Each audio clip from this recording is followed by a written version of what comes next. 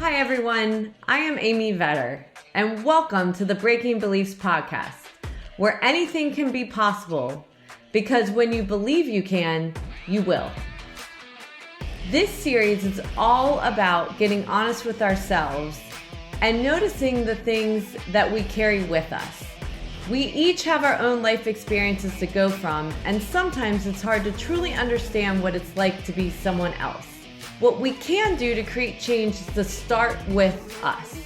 If each of us took one action each day in our own lives, we could collectively change the world around us. But what does it take? It takes work, it takes practice, and we have to be honest with ourselves as we get there. To do that, we have these B3 breaks in order to pause and assess our thoughts before we speak, to take an honest look at our interactions in our day and the energy that we may be creating around us. We ask other people questions and learn their stories and experiences. We create positive energy with the people around us and find peaceful ways to show our support to our friends, our family, acquaintances. We observe all of this without judgment. We are present with the people we are with, and we show up in love.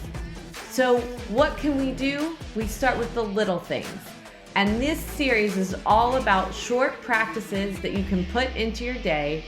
Practice this each day just for 2 minutes, 5 minutes, 10 minutes, whatever it takes, so that you can observe your energy and be intentional with the energy you create around you. Because if you believe you can, you will. And our podcast begins now. Welcome to this episode of Breaking Beliefs, where I interview Emily Soccorsy, who believes all great brands are spiritual experiences. As co-founder of Root & River, a brand strategy team, Emily uses her magical talents for mission-driven leaders and organizations, helping them find meaningful language to finally express their brand in the way they have always wanted to. Root & River serves national and international clients to guide them in establishing an intrinsic brand that naturally stands apart from others.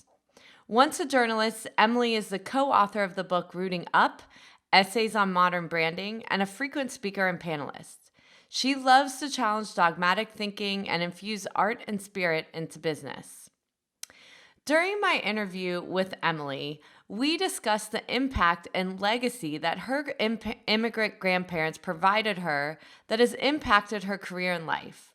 Learn how she tapped into her soul to create a business that reflected her passions and empowered her in ways to bring her heritage into her work that she never thought possible. And with all of our episodes, if you like this episode, please like, share, and subscribe so others can be inspired by leaders like Emily and their paths to success. Welcome to this episode of Breaking Beliefs. And today I'm with Emily Soccorsy. Emily, do you want to just get started and give a little background on yourself? Sure. Thank you so much for having me, Amy. I'm excited for this conversation. I'm glad for you to be here. Yeah, it's really great. Yes, so I am the CEO and co-founder of Root & River, and we believe all great brands are spiritual experiences. So we started Root & River in 2016 to help leaders, solopreneurs, small business owners understand and articulate the soul of brand and this idea that brands really are spiritual. And then we help them put that into language they can use every day. So that's what I do in my day job, and I've been building that company. And I am also a mom. I have 2 daughters and a background in a variety of different communication degree and a master's in nonfiction writing and, chief cat herder, trash taker outer, all the glamorous things. All the things that are non-glamorous that no one sees, right? Yeah. Behind the brand. Yeah.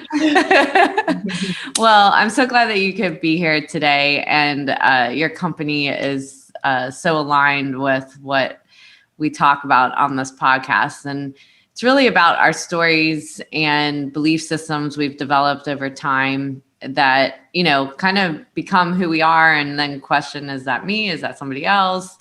And really getting to the root of of ourselves. So I would love to hear your story, to kind of hear how you got to where you are today, but more about, let's just start in the beginning. Where'd you grow up? What was your family like? That sort of thing. Yeah, absolutely. So I grew up mainly in Arizona, in the Southwest, but actually my roots, if you're really starting at the beginning, I was born in Cleveland, Ohio, and my parents. Oh, really? Yep, got the Ohio tie, you and I. My parents are both born and raised in Youngstown, Ohio, and their grandparents were immigrants to this country from Italy, and then one from Romania.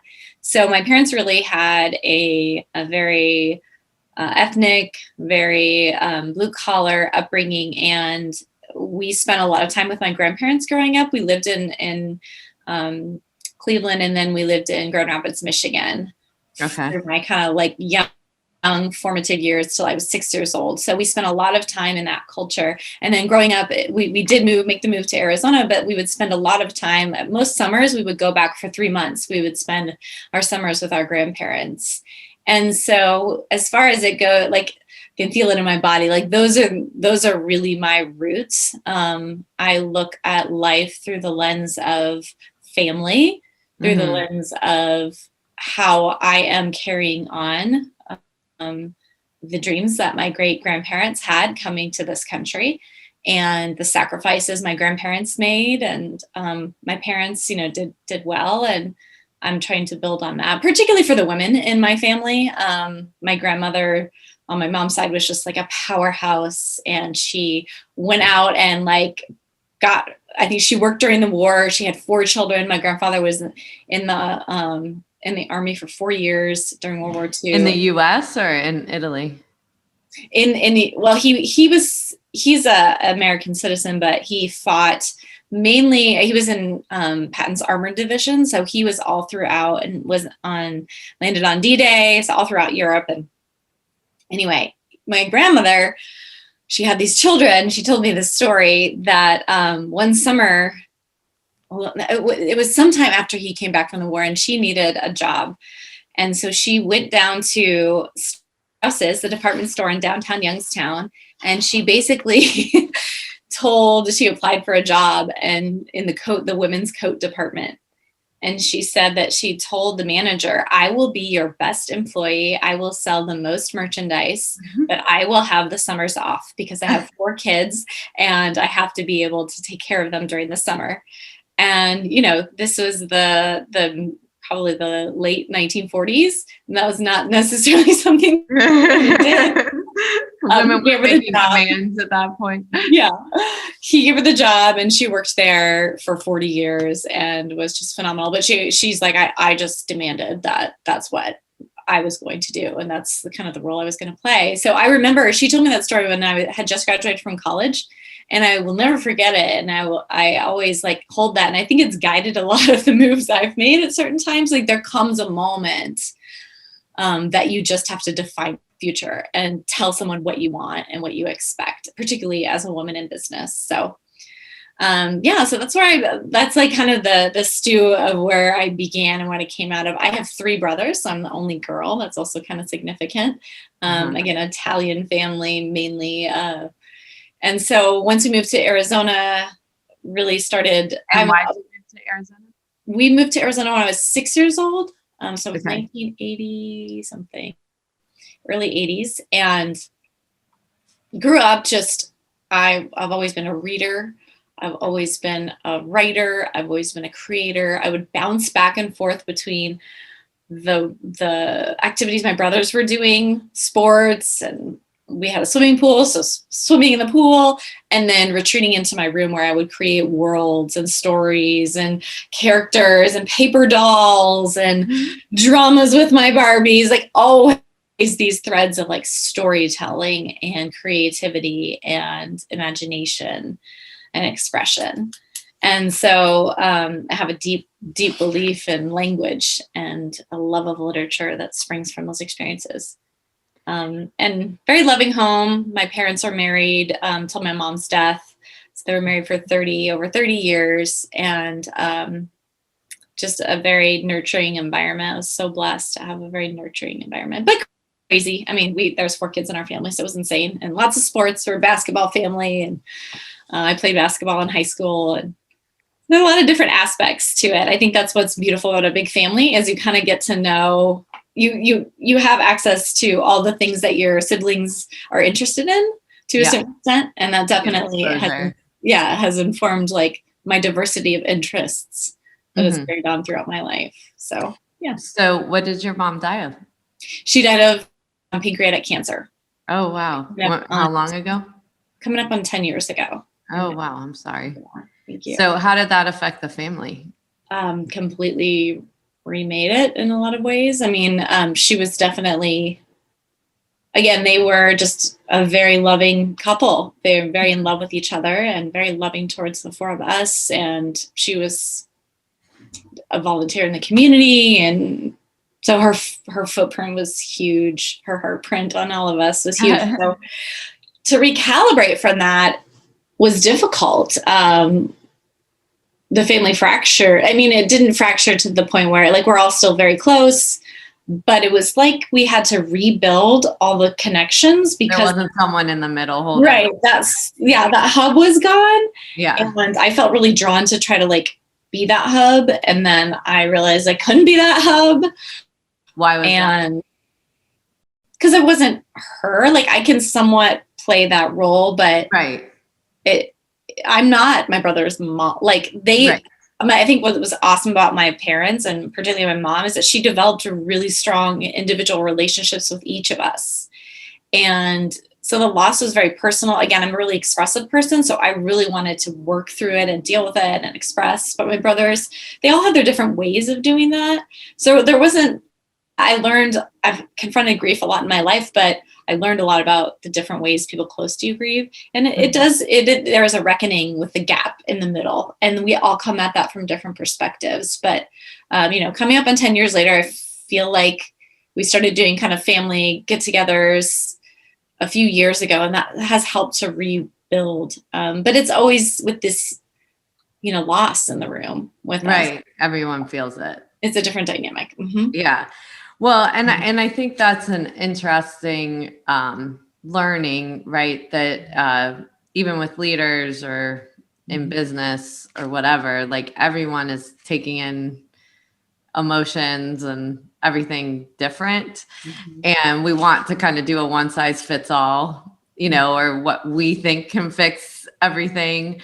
But then, you notice like, no, I actually have to do this individually and nurture people in a different way than what they were used to. I think it's very relevant, Amy. I think it's true. I think we tend to, particularly for me, I'm a helper. I was a middle child too, so I'm sort of a peacemaker, and I wanted to be able to facilitate and sometimes people just need space and they need just room to deal with things on their own and, a loving base to return to. And I think that's true as a leader. And I think that's true, as a member of a family too. It's like just holding, one of my mantras is take good people at their word and let it be.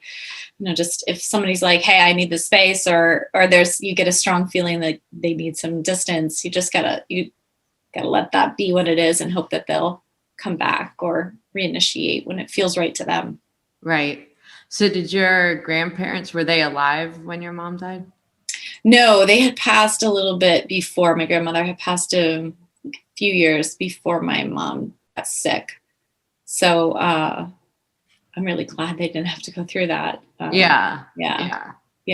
So what was, as you moved to Arizona, were they still as influential throughout your life or? Yes. I mean, I had all four of my grandparents until I was a senior in college. And we spent a number of holidays. Either they would come to Arizona, one set of them, or we would go back to Youngstown and we would bounce back and forth between households for a lot of Christmases and Easters and all the holidays. So they did have a direct influence, but they also I think when you come from a family where, I'm not an immigrant, I'm not trying to own that experience, but when you come from a family where that is the root, it influences the generationally. Like my father was the first one in his family to go to college, and then he ended up, he's an engineer, so he got a master's degree, and like that was a huge deal. And there was this, like this is another thing, my dad would send copies of our report cards to my grandparents, like reporting in, like, this is how it's going. I mean, he was proud, but he was really proud and wanted to show them, like, we're going to make progress on, you know, the risks that you took, sacrifices that were made. Yeah. It's so interesting. I have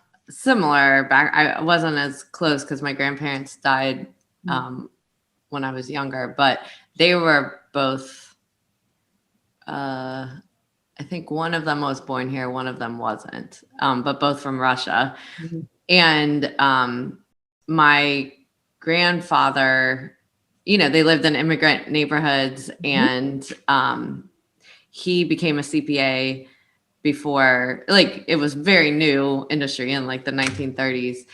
And it's interesting, like in my life, even though they weren't, it's not like I knew them as close as you're describing, but the influence of the sacrifices that they made, and just 2 generations later of trying to carry on what they did to benefit future generations, because they didn't get like you said, they were more in the blue collar industry in order to help the next generation get to where they are. And it's just I feel like it's always around me. Like I always feel it, and feel the power of like trying to serve what they did, even though they're not here.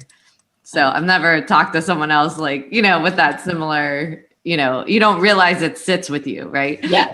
Yes. It's very present to me. And whenever I've made big decisions, I think about that legacy and how I can move the ball forward. And I think about my daughters that way too. It's like, okay, what move am I making today? How will that impact my daughters, as they come into their own professionally? What doors can I kick open now that they will just easily breeze through? So it helps me, it grounds me, and it makes me feel really connected to the universal. Yeah. The generations, right? Like it's the continuation. Yeah. So, so you had this interest in creativity, even though you were in sports. What did you decide when you were little you wanted to be when you grew up? Well, I wanted to be, an actress. I wanted to be a fashion designer. I wanted to be an author. I wanted to do all of the things and have this perfect life. It wasn't like very specific, but interestingly, and I've written a book and it'll come out hopefully next year, but in the process of that, I was creative, but the approach to that was really like, oh, that's nice. And that's okay. We love that about you. However, in the real world, that's not something that has value. Right.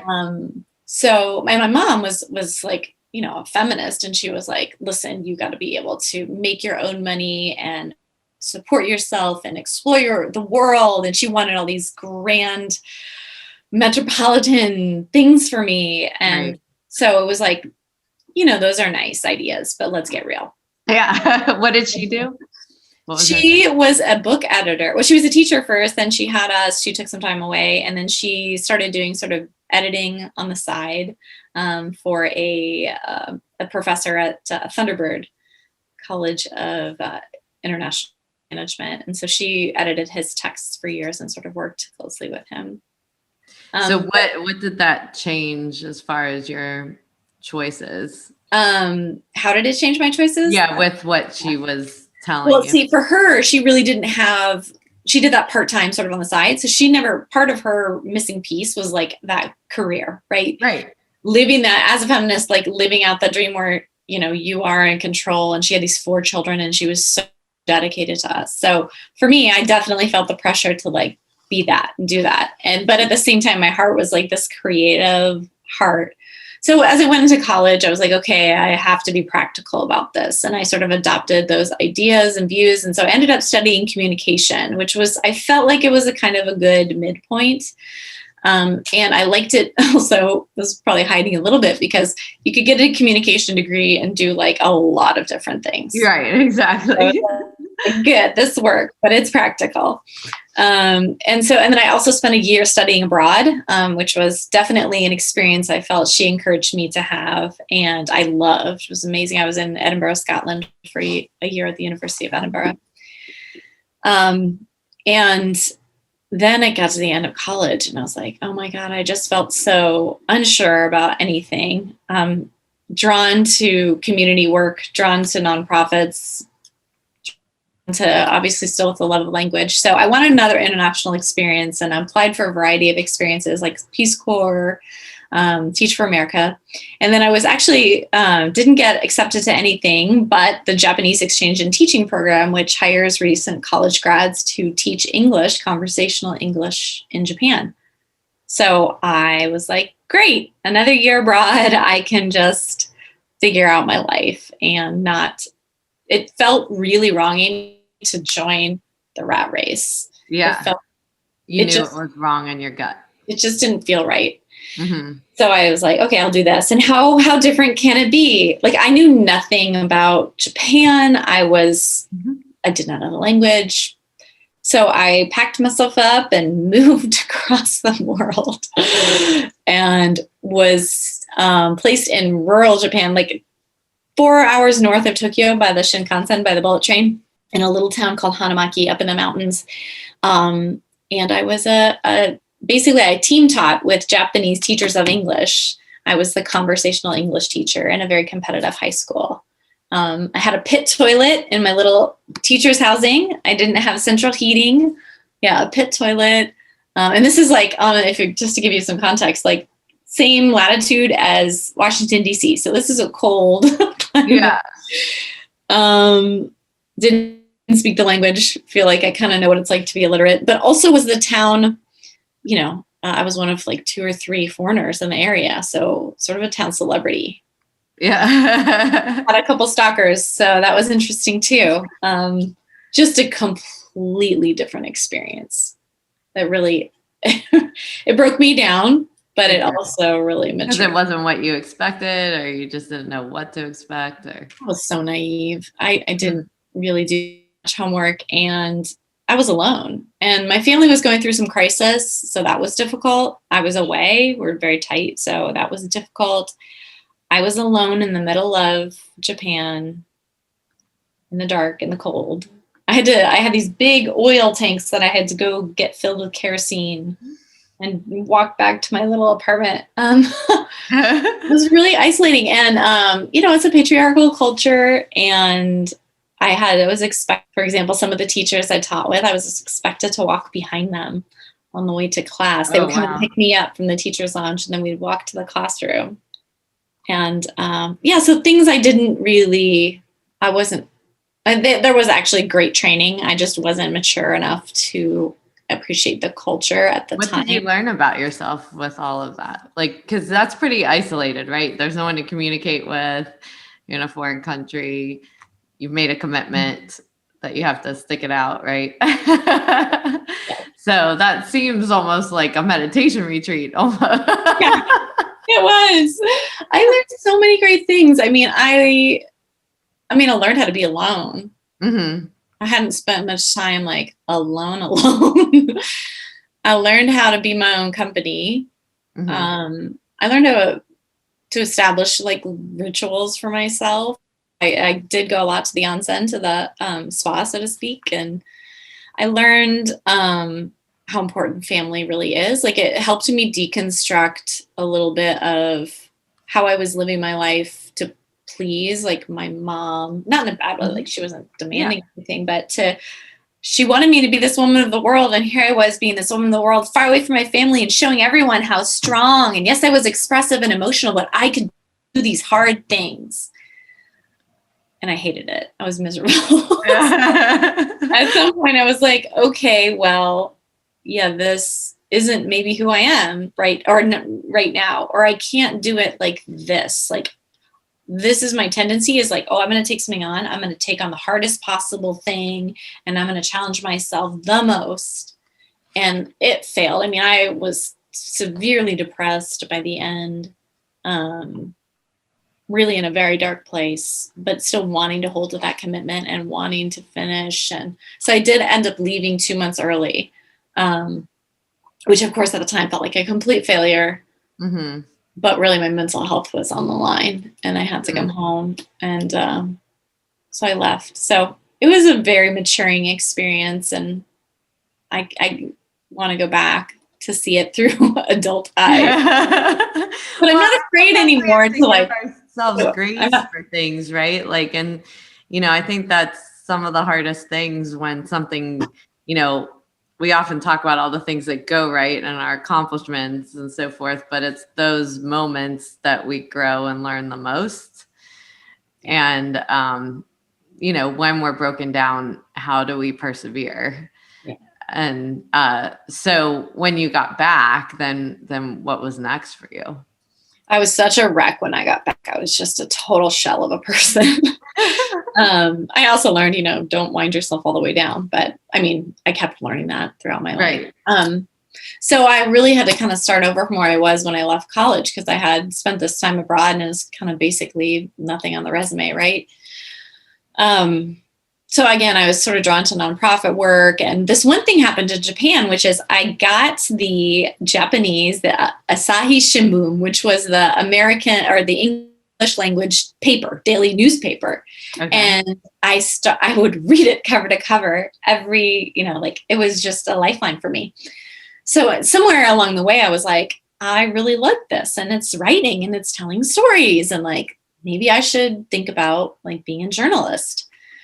So that was sort of niggly in my mind, but I'm like, I don't have any clips. I wasn't involved in my college newspaper, nothing. So eventually, after I pulled myself out of the pit of despair I was in, I started applying for positions. And I made up clips, not like falsified them, but I started like a family newsletter because I was living in my home at the time. And I was just like, look, we need clips. We create clips. You've got to see how I write. Here's how I write. Again, kind of one of those grandma inspired moments, like, all right, this is it. This is me. And I happened to get a job, was lucky enough to get a job with a local community newspaper who I think, sort of liked that moxie. So I finally landed a job as an education reporter for a community weekly newspaper, and that started my journalism career. Well, and I think that's just an important highlight for people to hear is you don't have to have all the boxes checked to start. Yeah.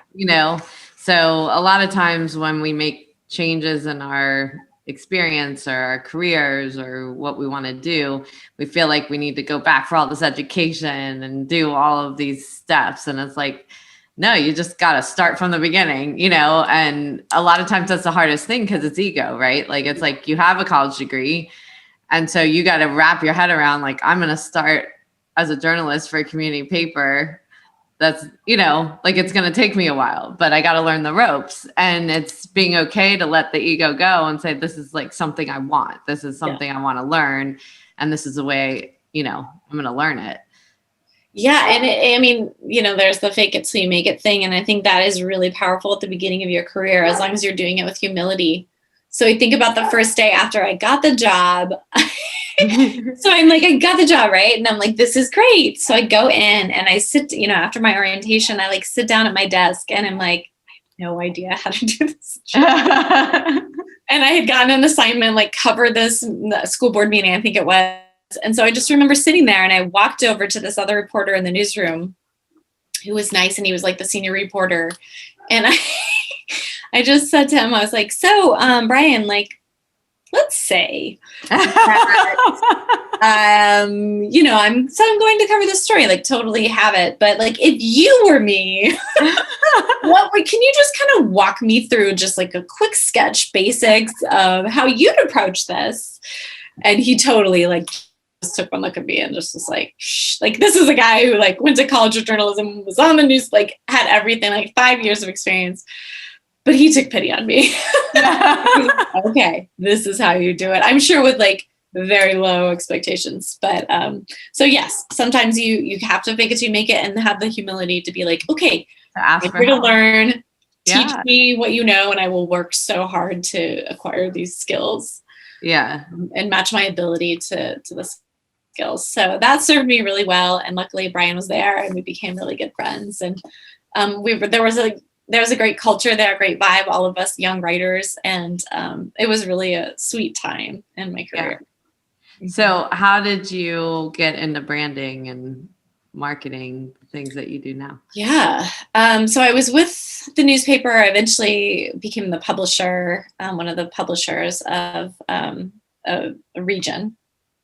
And then I just was starting to feel like I had a really strong skill set. I mean, I was managing everything, sales, production, everything, and the writing stuff.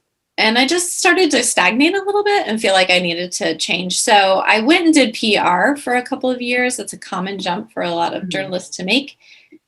I not hated that. I was good at that. The economy tanked, and then we started taking on clients that were really just talk about beliefs, like not aligned at all with, because we had to take the clients that were coming to us.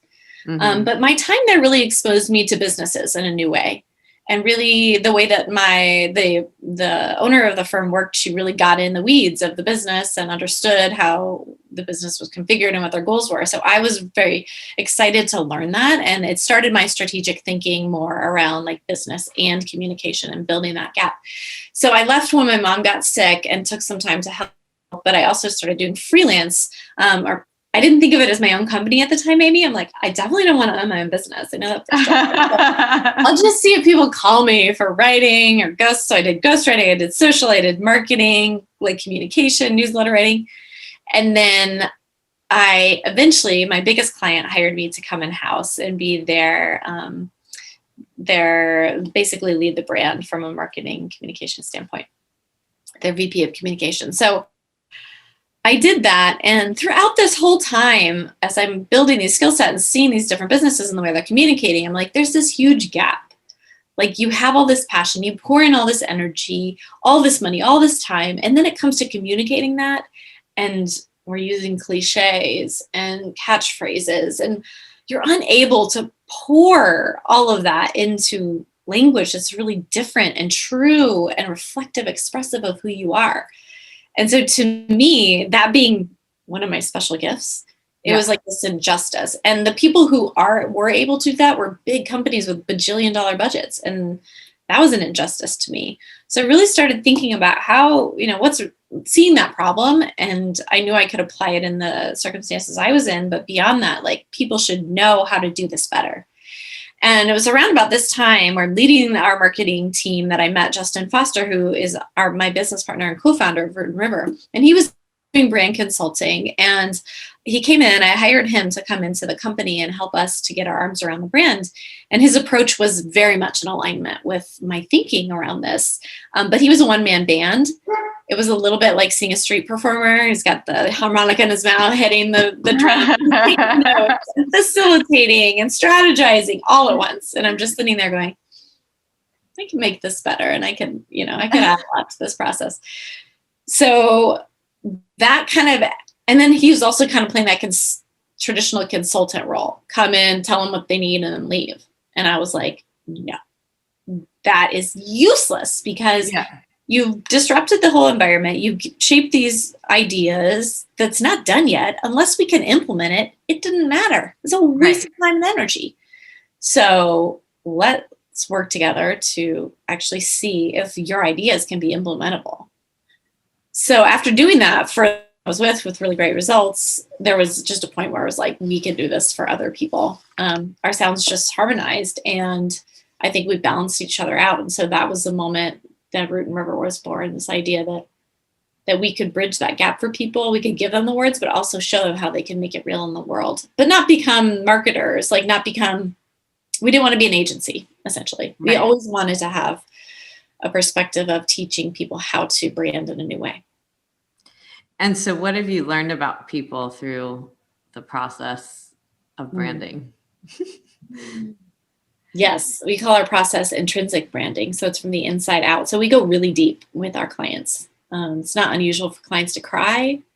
It's not unusual for clients to work with us again and again as their business shifts and changes because they feel like we are inherently a part of their business and their brand. Amy, sometimes we're really not in the branding business. We're sort of in the like giving your soul space to breathe business. Mm-hmm. Because people have these passions and these pursuits, and they don't feel like, for whatever reason, they don't feel like they can be forthcoming about what's powering them.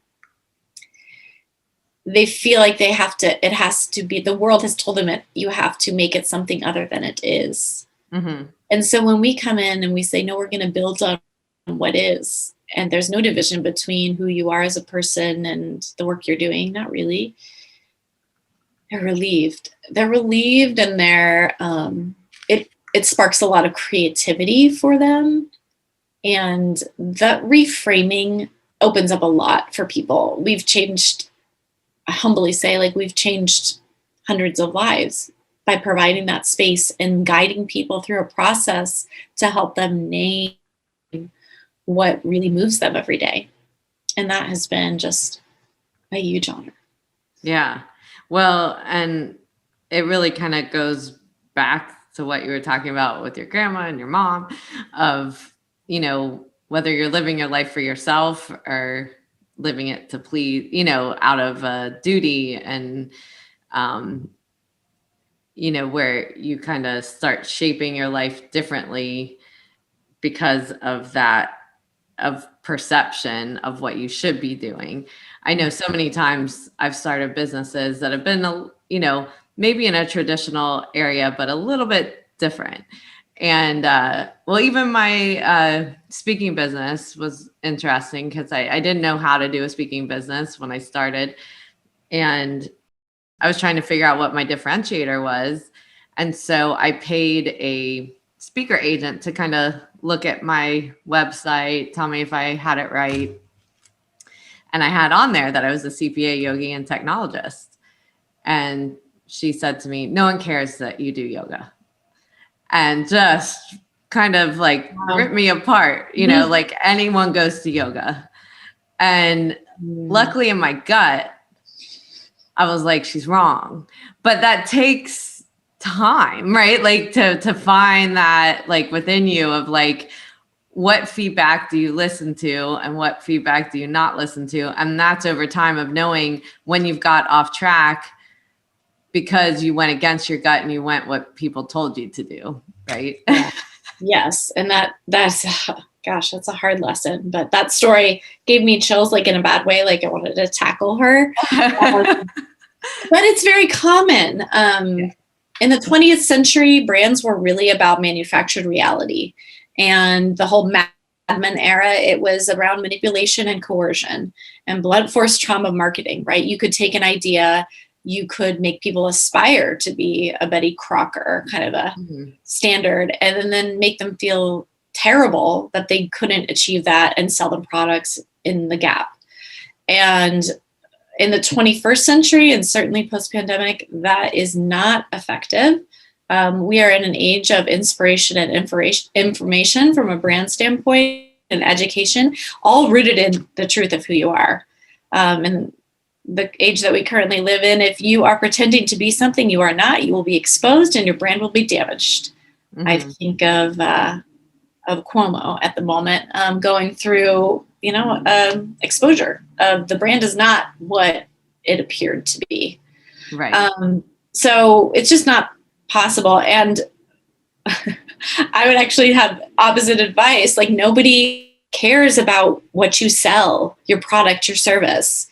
They care about, and they make decisions based on who you are and what you believe. Yeah. And so yoga is that you are a yogi, that you practice yoga, that you teach yoga, is that opens up a whole other realm of possible connection with people who believe what you believe. That's more essential than your certifications, because anybody can buy anything from anyone. And, we all have that countless opportunities.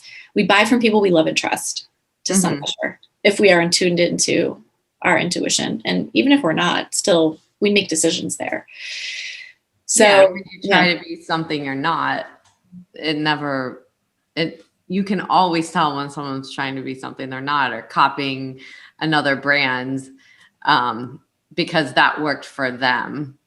And and so when you kind of spearhead your own path to people that are, like, well, this is the way you do it. This is the way you set up a business. This is the way you message. Then it's like, well, that's not the way you message. That's not the way, and then you're left to kind of go, so does that work for me? And you do have to take in certain things of like, okay, well, what in this would I overcome if someone like that person came, to my website, and how would I get that person comfortable? Or is that a clear decision of what clients you want or what clients you don't want? Yeah. I mean, we would say, your job as a brand or as a marketer is not to convince anyone of anything. Right. It is to be yourself clearly enough, confidently enough that the people who do not believe what you believe are repelled as quickly and efficiently as possible. So I invite your audience to think about branding really much more as strategic repulsion. You want to be so confident and clear in that you are repelling people.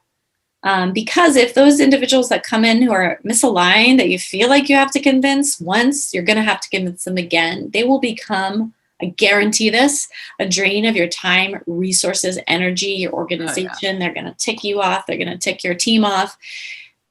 And if you just repelled them at the outset, they never would have come in and been that drain. And then the trade-off to that is you attract someone who is aligned at that root level.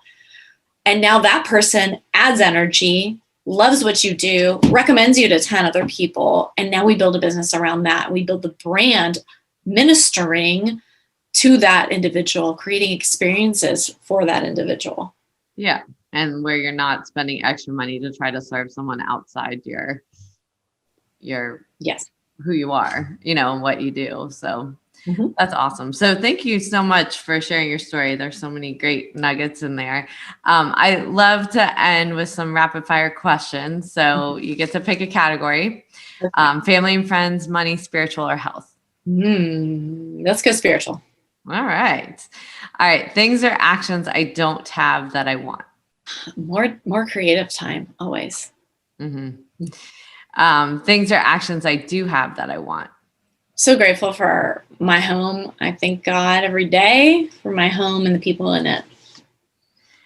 Things or actions that I don't have that I don't want as far as spirituality. I think I'm really not a regular churchgoer, but I was raised Catholic and I've found a lot of comfort in the gathering together.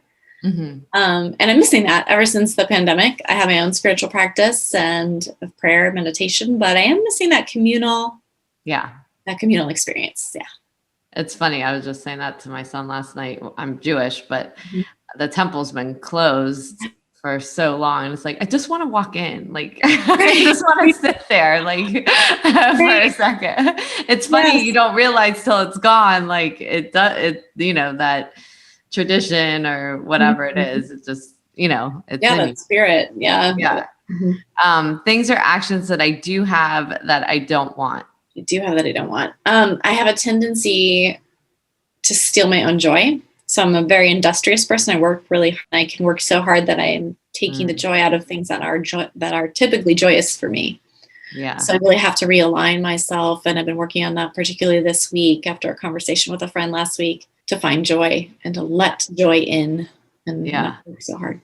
And that's really hard as an entrepreneur sometimes too, because you get wrapped up in everything you were talking about with Justin before you met him, right? But now you understand it's like you get involved with so many things that gets away from the reason you got into the business originally. Yes. Well, thank you so much for sharing. Is there anything that we didn't cover or any takeaway you want people to walk away from this conversation with? Thank you for that. Well, please reach out to me directly. I'm sure everything will be included in the show notes, but Root and River's website is rootandriver.com. My personal website is EMJOY. Mjoy. Joy is actually my middle name. INC.com. Yeah. Mjoy Inc. And I write there. And I also put out a little every other week email of creativity called Thought Cookie. You can learn more about that there if you're intrigued by that. Please reach out. I'm very accessible and would love to have a conversation with you if intrinsic branding feels like something you're interested in. Yeah, and I think for those listening to this, branding is sometimes, everyone goes toward marketing, but branding is the core of everything else, right? And I can tell you from knowing Emily in so many ways, when you see her brain working, there's nothing better being a part of it. So I feel that way about you, so I'm so honored to be here with you and share this mind meld. Yeah. So thank you so much for being on and sharing with our listeners. You're welcome. And now for our mindful moments and reflection back on this interview that I had with Emily. And just recognizing some of these key areas that I think are so helpful for us in understanding our belief systems, but also understanding the brand that we want to put out into the world is so important. A lot of times when we talk about brand, it happens to us because we're not maybe intentional enough or thoughtful enough about what we want to put out into the world and how we want people to reflect back on either ourselves or our companies. And when you think about branding, it's important to take it to the lowest common denominator of what is important to you, what is the impact that you want to make in the world, and are you effectively doing that? Are people walking away from you and feeling what you want them to feel, whether they're using your products, your services, or interacting with you as a person? One of the areas that I really wanted to draw upon, and for those of you that have had immigrants in your family, you probably related to the conversation that Emily and I had about her grandparents that were immigrants and were part of fighting in the war and the effects that that had on their family. And also what it has for the generations after. I really related to her feelings toward this, that I actually did not know my grandparents for very long in my life, but so many stories I've heard and the sacrifices they made in order to have the freedom that we all have in this country. And sometimes we forget about that. It gets lost in all the debates and so forth. But how many people fight to just put their foot on U.S. soil and be able to live what is perceived the American dream? And when people have made that sacrifice in your family, and I know for myself, it's always with me because I think about, their sacrifices, how much it helped my life only 2 generations later to be able to have the life that I have if they hadn't made the sacrifices that they did. And so a lot of times those can affect your belief systems when you think about all of your ancestry and what gets passed down as far as stories and so forth. And it's important to understand when you're feeling like you're trying to serve a higher need, or are you serving your soul, which Emily talked a lot about, was making sure that you tap into your soul and truly understand what makes you you. The problem is that when we don't give what Emily calls our soul a space to breathe, we might be following these messages and stories too strongly in our lives because we feel a sense of duty.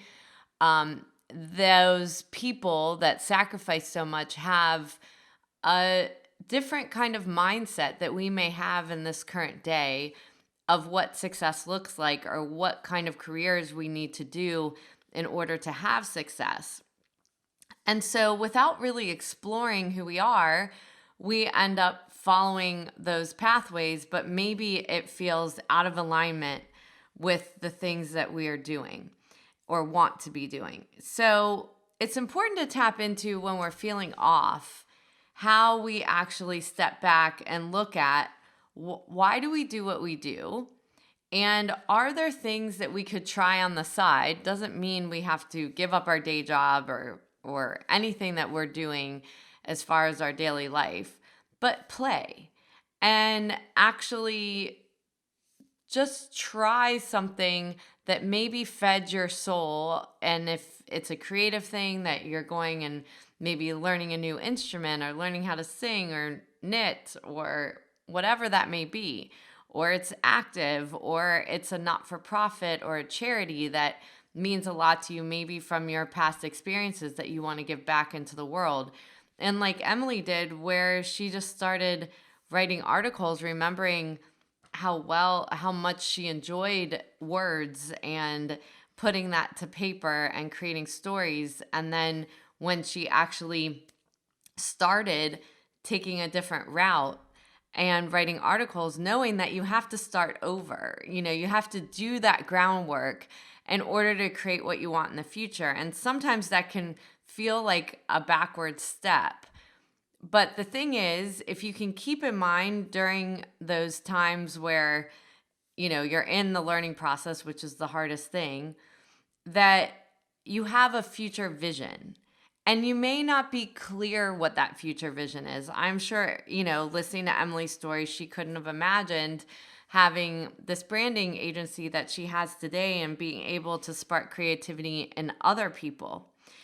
But in order to get there and to be able to create what you want to create in your life, you have to be very open to the experience. And as you saw in Emily's story, because she became a writer, because she faked it until she made it and actually asked people for help along the way so that she could learn what she did, over time, that's where she eventually met her partner, that he was coming in as someone they hired for that business and being open to what he was doing and how she might relate to that.